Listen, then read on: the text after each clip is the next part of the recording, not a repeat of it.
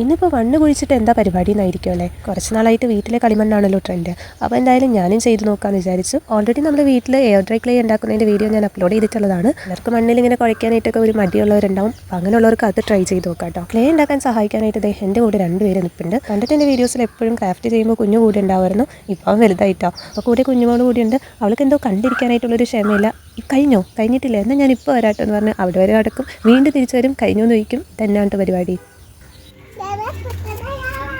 അപ്പോൾ നമുക്ക് കാര്യത്തിലേക്ക് വരാം. ഞാൻ ഇത്രയും മണ്ണാണ് എടുത്തിട്ടുള്ളത്. ഇതിലേക്ക് ഇനി വെള്ളം ഒഴിച്ചു കൊടുക്കുകയാണ്. അപ്പോൾ മിക്ക വീഡിയോസിലും ഞാൻ കണ്ടപ്പോൾ ഒരു കരിങ്കൽ കളറിലെ മണ്ണായിരുന്നു. സ്ഥലം മാറുമ്പോൾ നമ്മുടെ മണ്ണിൻ്റെ നിറവും മാറും കേട്ടോ.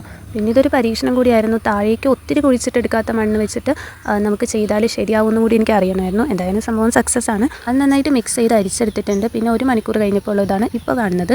അപ്പോഴും നമ്മുടെ ആൾക്കാർ ഇവിടെ ഇരിപ്പുണ്ട് കേട്ടോ. അങ്ങനെ എന്തെങ്കിലും ചെയ്യാനായിട്ട് ഇറങ്ങുമ്പോൾ കൂടെ പോരും. കണ്ടിരിക്കാനായിട്ട് നല്ല ഇഷ്ടമാണ്.